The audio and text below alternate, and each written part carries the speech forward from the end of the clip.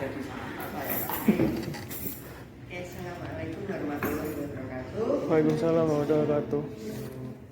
Mungkin izinkan saya untuk menyampaikan sedikit materi, ada materi tambahan sebenarnya di luar jadwal kuliah, yang mana ini nanti direncanakan akan kita gunakan untuk praktikum BPT. Nah, ini kita masih punya waktu. Jadi dengan menggunakan satu topik ini, kita sifatnya mini project.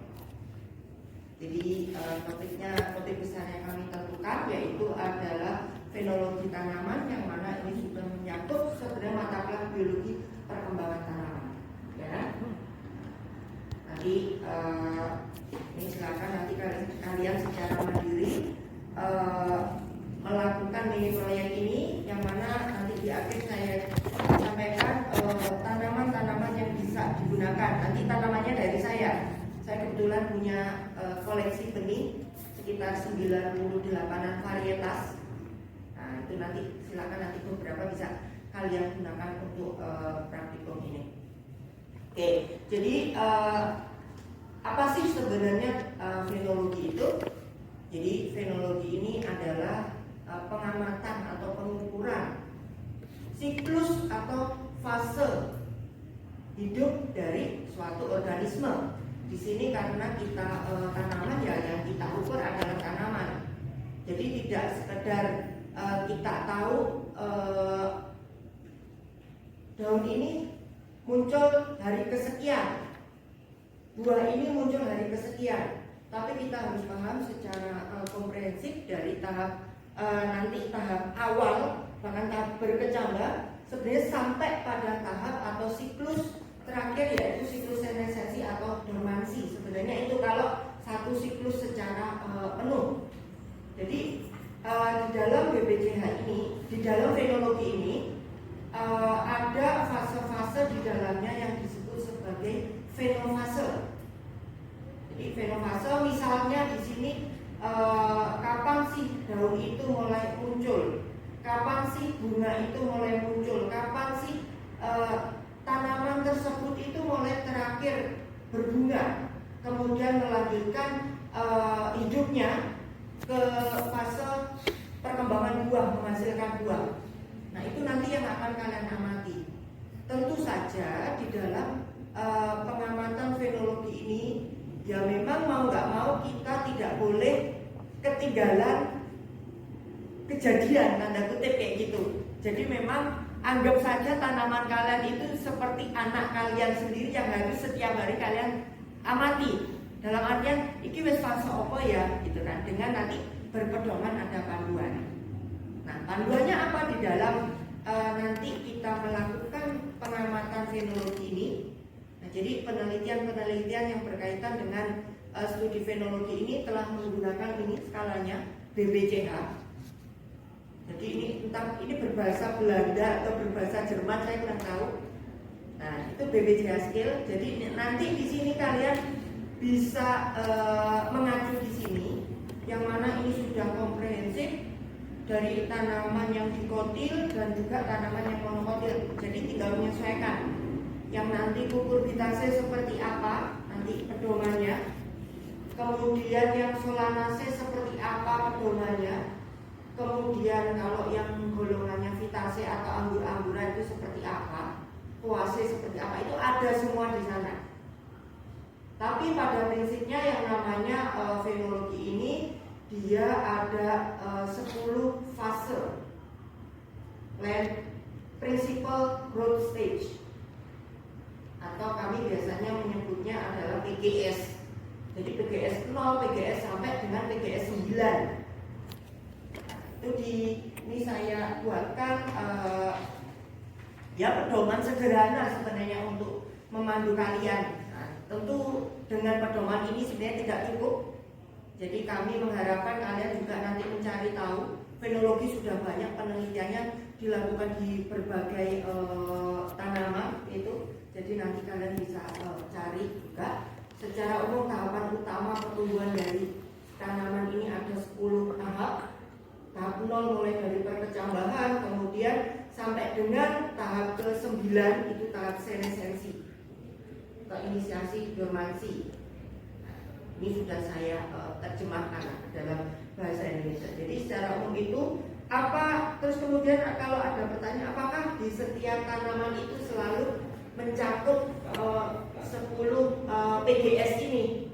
Nah, itu jawabannya tidak. Jadi menyesuaikan dengan tanaman yang kita gunakan. Jadi ada tahap-tahap tertentu yang harus disesuaikan. Jadi ada modifikasi di sana. Makanya itulah kenapa di dalam buku monograf dari BPJH itu ada tersendiri contoh perwakilan yang bisa mewakili dari setiap kelompok. Nah, itu nanti bisa yang paling dekat kira-kira apa ya?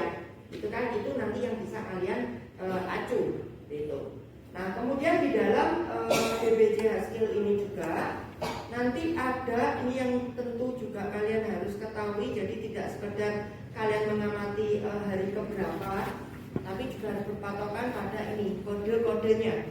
Jadi ada 2 kode di sini, kode yang menggunakan 2 digit dan juga 3 digit. Nah, 3 digit ini yang model yang lebih mungkin tahapannya kita akan lebih detail. Subfasenya. Kalau fasenya kan PGS 0 kayak gitu kan. Yang mencerminkan itu angka yang 0. Nah, angka yang 0 yang pertama ini. Nah, kemudian yang belakang 1, 3, 5, 7 itu adalah subfase dari setiap fase. Nah, misalkan 00 itu artinya ya masih kita katakan biji yang sebelum kalian tanam itu masuk 00. Nah, kemudian 01 itu artinya biji itu mulai mengalami imbibisi. Nah, dan selanjutnya sampai nanti misalkan 91. Berarti kalau udah angka pertamanya 9 itu masuk PGS 9. Ya. Kalau misalkan 83 berarti PGS 8 sub tahap dari 8 itu yang ketiga itu apa? Nah, nanti acuannya. Nah, itu nanti pedoman yang bisa kalian lakukan. Ini contohnya. Nah, ini saya ambil contoh. Ini pada BPJH skill untuk yang jagung.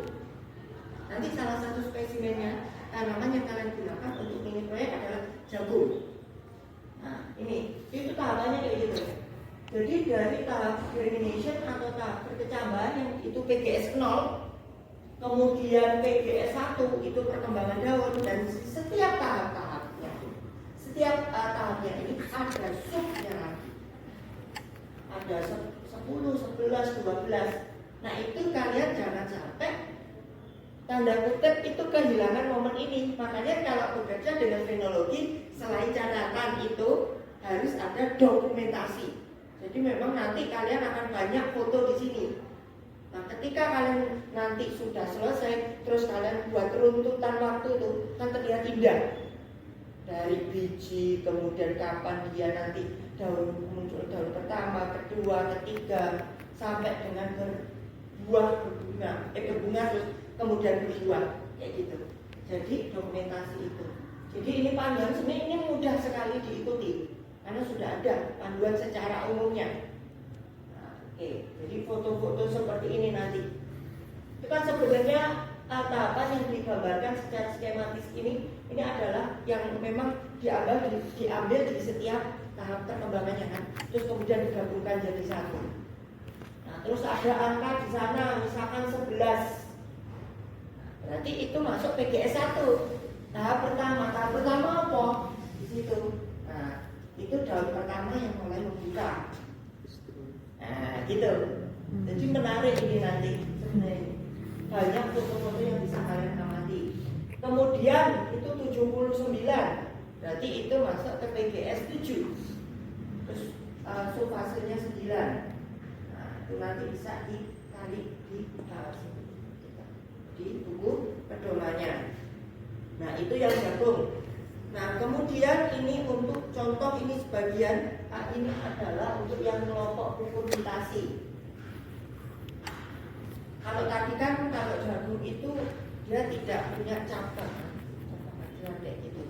Nah, kalau ini kan pigmentasi dia punya mengembangkan cabang aksial itu kan. Nah, itu tunas samping itu nanti juga dimasuk di dalam salah satu PGS yang harus diamati. Makanya nanti yang dapat ada nanti saya kasih timur, ada juga timur. Nah, itu berarti nanti mengajunya ke sini. Itu agak beda. Jadi akan bermacam-macam nanti kalian kayak gitu untuk memperoleh datanya. Contoh saja, kemudian, nah ini nanti gambar-gambar yang akan kalian peroleh seperti ini. Nah, ini kalau yang kultivasi. Nah, ini Pak Turadi sudah pernah melakukan fenologi ini, tapi pada tanaman yang scopellaria itu yang di kuliah sudah saya jelaskan sebagai contoh. Nah, nanti kayak gitu kalian nanti praktikum sudah kayak gitu levelnya anak S2 dan mandiri kayak gitu. Nah, terus kemudian yang selanjutnya adalah yang ketiga ini untuk BPCH untuk solanasi. Jadi golongannya cabai, tomat. Nah, itu juga ada nanti. Saya berikan nanti, silakan nanti bagi siapa yang akan melakukan itu. Nah, jadi ada cabai, ada tomat. Nah, terus kemudian ada terong juga. Nah, solanasi nanti berarti panduannya pakai ini. Nah, oke. Kemudian nanti kayak gitu. Nah, contoh dokumentasi untuk solanasi. Jadi kita harus bisa menunjukkan misalkan fase 12. Nah, itu sejak profilnya seperti apa. Nah, terus kemudian kita deskripsikan. Oke. Terus pada akhirnya nanti kita bisa menggambarkan seperti ini dalam suatu diagram waktu. Nah, yang sumbu X itu sumbu X itu nanti harinya, ya kan? Terus ke atas itu biasanya bisa dipakai, bisa enggak yang sumbu Y itu. Tapi kalau misalkan kita di sana memang ada ukuran, kita di sana biasanya juga melakukan suatu pengukuran, misalkan pada saat di PGS 1 misalkan itu tingginya sudah sampai berapa sih kayak gitu. Itu juga bisa diintegrasikan ke sini. Tapi yang paling penting memang adalah garis waktunya ini. Terus kemudian nanti jangan kaget ketika ada PGS yang overlap. Nah, terutama untuk yang ya karena Pak Derajat pernah studinya di kultivasi, jadi itu. Jadi mungkin PGS yang 3 belum selesai, PGS 5 sudah mulai. Tapi ketika kita plot akan kelihatan, ya kan? Karena pengamatan untuk yang PGS nanti pengamatan perkembangan daun kalau kultivasi itu sampai dia daun ke-9. Sedangkan sebelum sampai ke daun ke-9 misalnya, nah itu fase generatifnya sudah mulai. Nah, jadi ada fase-fase di sana nanti overlap. Nanti akan menarik ketika ada gambar, ada data kuantitatif di sana. Oke, gitu. Jadi nanti kalian gambarkan dalam grafik seperti ini. Ini grafik ini adalah kesimpulan dari hasil kalian yang menjelaskan ini loh fenologi dari tanaman tomat varietas ini yang saya pelajari gitu. Nah, itu materi sedikit materi pengantar. Nah, sedangkan ini untuk tanaman yang digunakan untuk mini proyek praktikum ini saya ada 6. Silakan nanti kalian membagi. Ini memang beberapa adalah varietas dari perusahaannya Zion. Nah, oke.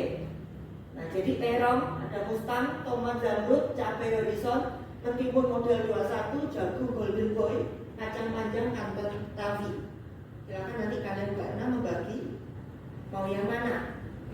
Terus kemudian sesuai yang saya tulis di sini, jadi kalian memang kami minta tidak hanya mengamati satu individu saja, karena kalian juga biar ada kegiatan mengukur, ya toh.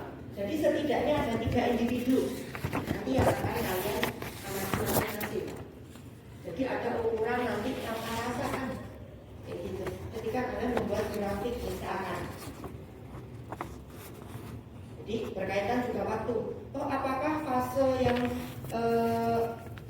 11, misalkan nomor 11 itu selalu muncul di hari kesekian setelah tanam toh? Atau ada variasi di sana? Nah, itu fenologi di sana. Jadi ada setidaknya ulangan dalam pengamatan nanti, pengambilan data. Oke, nanti silakan nanti kalian bagi. Jadi memang nanti untuk benih-benih ini akan saya berikan terbatas karena memang juga saya sedang penelitian dengan ini kayak gitu. Nah, jadi kalian nanti mungkin saya beri 15, udah cukup lah. Ini viabilitasnya bagus-bagus semua. Jadi nanti silahkan digunakan untuk mini projectnya. Jadi bebas sebenarnya mini projectnya kalian mau mengerjakan di mana. Oke, gitu. Nanti kalian sepakat semua, saya ke bagian timun, saya ke bagian cabai kayak gitu. Oke. Karena di sini tidak bisa nanti istilahnya membohongi karena kami minta foto. Ya kan? Harus ada fotonya. Nah, kalau proses kan nggak bisa tuh mau diapakan. Kalau angka masih bisa. Mungkin kalau ada yang jahil kayak gitu. Nah, kayak gitu. Kalau foto iya, gitu. Fenologi kan kuncinya foto, loh. Nah, karena proses ojo sampai kelewatan. Makanya kayak memang fenologi ya nggak mau harus diamati setiap hari. Kayak gitu. Kalau memang pengamatan ini diperlukan kaitannya dengan tadi yang di tabel BPJH-nya. Jadi dari kami juga tidak ada istilahnya lembar pengamatan itu yang pakem, karena memang Yowis berpacuan pada monogram BPJH aja. Karena menyesuaikan dengan tanamannya kan nanti kalian buatlah sendiri gitu kalau misalkan memang kalian perlu. Harusnya sih perlu memang. Jadi untuk rekap aja, jangan sampai kehilangan momen. Tuh. Nah, mungkin nanti ini waktunya kan tinggal beberapa minggu sebenarnya Bu ya. Nah, itu kayaknya batasnya mungkin karena kan ini kita juga evaluasi sebenarnya ini, mohon maaf evaluasi juga dari tahun kemarin. Nah, saya juga UJM. Nah, itu di mata kuliah BPT yang tahun kemarin itu kayaknya tidak ada praktikumnya. Jadi kita miss. Padahal di dalam SKS yang bobolan 3 itu, 1 itu adalah praktikum. Jadi sekarang kita sudah perbaiki. Nah, ini kalian nanti untuk mencobakan topik ini. Nah, kira-kira dengan topik ini, dengan waktu yang tersisa berarti bisa mulai minggu depan loh. Kira-kira sudah sampai PGS keberapa gitu. Ya kan? Nah, itu buat nanti ke depannya untuk adik tingkat kalian. Oh, ternyata harus dimulai setidaknya itu di minggu kesekian. Kalau spesimennya ini, kayak gitu itu buat evaluasi.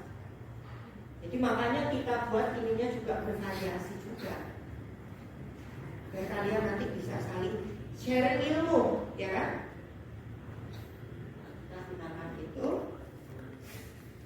Nah, itu panduan sederhananya sudah saya tulis. Jadi nanti mungkin sampai mungkin 1 minggu setelah UAS itu laporan bisa nanti dikumpulkan. 1 minggu setelah UAS itu laporan nanti dikumpulkan ke hard atau soft copy Bu? Mungkin soft saja Ke email gitu kan? Email kita berdua. Oh, email, iya, email. Oke. Jadi nanti untuk template penulisannya itu kita mengikuti template penulisan tugas akhir saja. Ya, nah yang apa mengikuti tugas akhir, kemudian nanti dikirimkan ke kami dalam format PDF seminggu setelah UAS.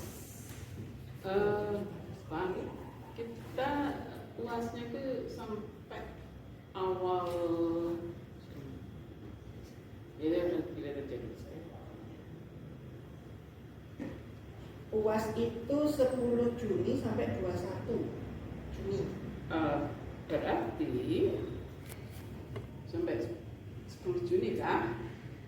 Ya, 10 Juni itu 1 minggu. Berarti kalau dimulai minggu depan, para peserta punya waktu 5 minggu. Nah, 5 minggu sesuai yang dijelaskan oleh Pak Tur Hadi, ini nanti mungkin tidak terpenuhi sampai stage 9, mungkin sampai stage 4 is okay, atau sampai stage 5 itu okay. Apa yang ada itu direkam. Kemudian kalau kalian bertanya ke saya, apakah saya boleh membuat perlakuan misalkan. Ya kalau kalian bisa misalkan agar si cabai ini cepat berkecambah, mungkin sedikit kalian hangatkan begitu boleh. Jadi mungkin Yohan punya experience dalam hal ini barangkali jawab dulu ya Yohan. Itu coba di accelerated untuk germination, tapi juga nanti harus dilaporkan. Ada pendalaman 3 hari misalnya menggunakan GA3 atau mungkin menggunakan etepon, karena etepon pun juga mendorong itu kalau kalian pas punya atau nempel sama Johan itu dia punya koleksi itu. Meskipun kalau manajernya oke. Oh iya, enggak. Dia punya, lupa saya yakin, dia punya berbagai growth stimulator. Ya, cabai ini tadi horizontal chili atau ini? Cabai merah. Iya. Merah besar apa keriting enggak? Itu tak apa ada besar. Iya, karena itu agak sedikit berbeda. Misalnya bell pepper itu juga cabai. Kemudian cabai apa itu yang besar, yang giant itu bisa segini-gini, si keriting cilik. Kemudian yang kecil pun ada yang sak mini.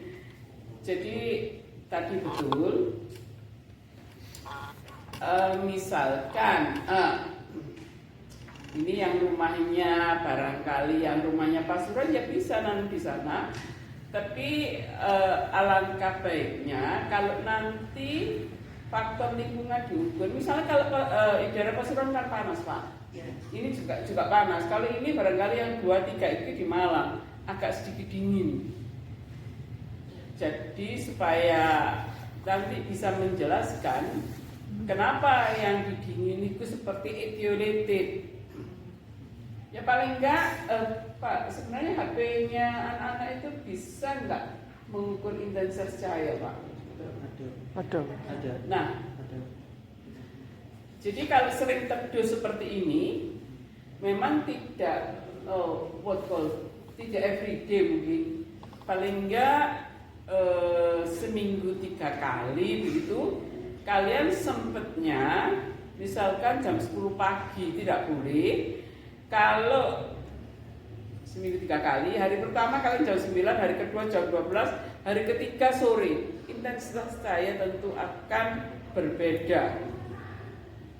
Ya karena Pak Terhadi menekankan kapan munculnya, kapan germinate-nya, kemudian munculnya tunas samping, munculnya daun pertama, kedua dan sebagainya. Tentunya kalau dari kacamata fisiologi itu sangat dipengaruhi oleh cahaya, juga dipengaruhi entah stimulatornya atau kalian nanti supaya cepat kalian gosok ujungnya menggunakan sisen atau amplas ya boleh. Karena yang ini cabai bijinya keras, menimbang oke, mungkin kalian dicari titik tumbuhnya yang mana, kalian ketik pakai cetikan kuku boleh, karena itu mendorong germination. Atau kalian harus males macam-macam ya. Kemudian barangkali biar seragam, ini growth media atau anak ini ditentukan tergantung saja tanah yang dimiliki. Ya, ditulis, dia di describe. Ini kan tadi diberi 15 biji per orang. Ya. At least mereka nanam 3 atau bagaimana? Nanti 15 ya sama sekaligus cadangannya itu. Oh, nanti penting untuk individu yang akan kita amati. Soalnya nanti anak-anak juga mau germination at least 25, tapi saya mungkin nggak pakai ini yang common saja, gitu. Jadi tidak harus sampai stage 9. Jadi selama 5 minggu, yang penting ada catatannya dulu. udah banyak itu nanti. Ya. Mungkin Joan nanti mengerahkan ini temen anak buahnya untuk open aku, karena kan ya, Joan kan di Malang di sini, jadi kita sebagai orang tua itu memang harus paham kesulitan student kita. Kita tidak bisa strict seperti di tangsi militer. Makanya kenapa ujiannya menjadi open book, take home dan sebagainya memang agak berbeda, karena kita menganggap selama undergrad kalian postgrad pembentukan karakter itu almost finish ya Pak ya. Perkara nanti ternyata gagal ya sudah, di S1 ada ketidakmaksimalan, bukan istilahnya sempurna, itu karakter agak susah Pak, mungkin maksimal begitu. Hari ini mungkin are you ready for the exit? Sudah saya siapkan Bu. Okay. If you want soon to start, jadi segera start. Ya, ke Pak Nur Hadi. Dan untuk Yohan, maybe you can choose the one, the CMAs. Ya. Yes, ya, CMAs soalnya Fishery adalah main businessnya CMAs. Jadi untuk yang lainnya mohon kerelaannya untuk Joan CMAs. Itu ya Pak ya? Ya. Yang lainnya silakan berunding. Ada pertanyaan education? Ya. Kalau di ini nanti untuk pengukuran kayak misal ukuran daun luas daun gitu apakah Nggak usah. Tapi kalau ada alatnya dan kalian bisa ada metodenya, ukur saja. Yang penting nanti apa yang kalian kerjakan tulis di metode. Ya, ini agak-agak susah untuk luas daun dengan menggunakan fase non destruktif itu agak susah. Bisa pakai HP kalian if you have time. Tapi kalau untuk mengukur ini panjang, ada panjang lebar daun, Panjang jumlah. nambah iso. Itu nanti panjang daunnya menurut saya kita pakai leaf blade saja ya. Jadi helaiannya saja tidak pakai seperti Joan itu, karena ada leaf seed. Itu enggak, blade-nya saja dari mulai yang nempel di proksimal hingga ujung distalnya.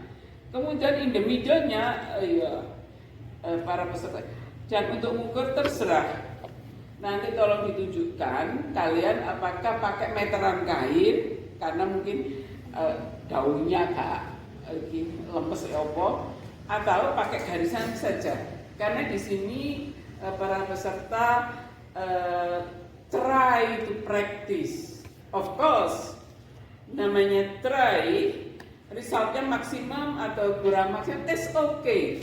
Sejauh kalian mencatat tiap occasion time tadi. Misalnya untuk botol kacang panjang, mungkin kapan munculnya tunas aksiler? Kemudian kapan tunas aksiler masih lutut Pak?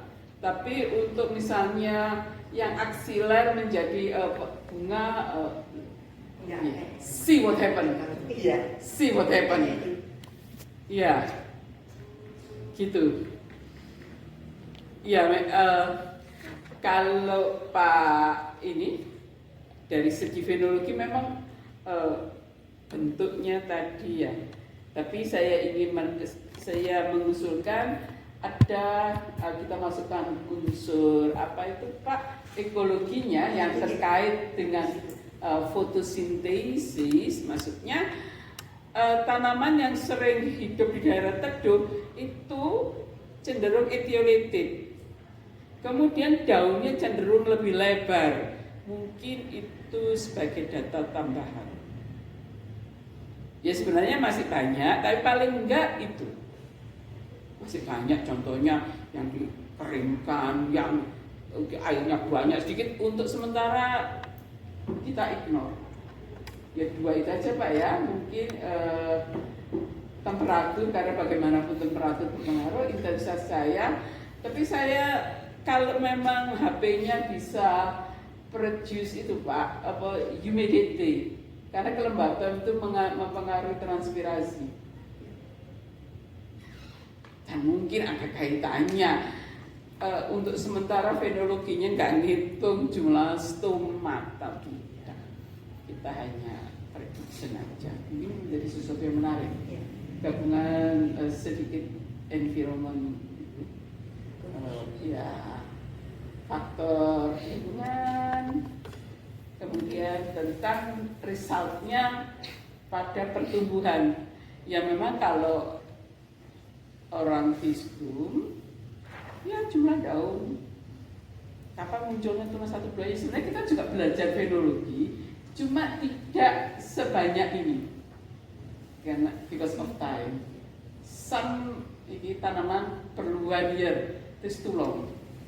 Dan untuk praktisnya, karena jagung juga kan seumuran jagung 3 bulan, dan kita sediakan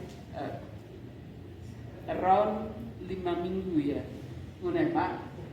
5 minggu kita patok 5 minggu, entah mereka startnya kapan.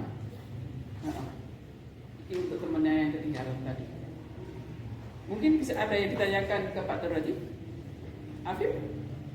Ini juga nanti bisa fenologi ini nanti juga mendukung penelitianmu. Apa-apa yang bisa, itu kan munculnya bunga, lebar bunga, kemudian daun, apakah bentuk daunnya mengalami plasticity.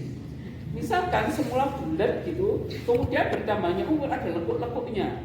Itu lekuk-lekuknya muncul pada hari keberapa, daun keberapa. Itu menarik untuk penelitian. Jadi lebih cantik nanti untuk di present di papernya dia. Karena ini sudah mulai ancang-ancang. Joan itu lain cerita karena dia dalam kondisi ketat terkontrol, tidak betul-betul fenologi. Dia lebih kalah riset. Kalau ini iya, tapi saya kurang tahu karena masalah peranggrakan. Mungkin yang untuk dia origin dari orchidnya. Kemudian apa kamu ini? Iya, cahaya. Orang tidak apa.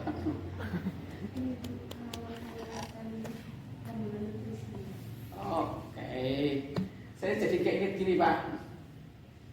Dulu puluhan tahun silam, seorang student ini RS Loro itu bilang ke pusat kimia dan fisika, saya mau dandakno opo ae sing ana ning ndok iki padha mbek gawe iki, opo ae sing ana ning kono. Cuma yang satunya telur, yang ini pork. Wah, saya nasi itu ya sudah kayak aja di HPRC sepakai. Saya, karena saya bukan pemimpin, cuma ngomong pro. Bagaimana dengan sayang yang belakang ini? Saya mau ekologi. Oh ya, nah apa-apa. Ekologi berarti ada PCA, ada apa. Kemudian berbagai faktor lingkungan harus diukur. Tidak tahu kalau perairan tergantung deepnya ini. Apa kamu mau penelitian di konon? Di Cirata yang atasnya ada 11 lapangan sepak bola, tentu saja di bawahnya akan berbeda variete dari planktonnya. Mana Pak bisa Pak? Pun saya kira demikian ya. Nanti kalau ada yang ingin ditanyakan, tolong hubungi kami, terutama hubunginya ke Pak Turban, karena dia lebih muda dan standby forever. Iya forever dulu. Oh ya Pak, mau enggak maksud saya. Ya datanglah ke kami. Kan saya paling senang mencandai Pak Turban, biar saya awet muda. Yes. Demikian pertemuan kita. Terima kasih kehadirannya. Semoga pertemuan ini menjadi spirit kita bersama. Kemudian untuk tanggungan saya akan ini hari Senin saja. Dan ujiannya untuk 3 orang. Di sini ada Lulu Maisaro ya. arek nggak ono karena tidak ikut ini, nanti akan saya chat di grup bahwa kita mid semesternya jam 7 malam tomorrow, kemudian untuk PPT-nya mid semesternya juga jam 7. Ya memang kita spesial karena adanya ini internet dan sebagainya. Yes ya.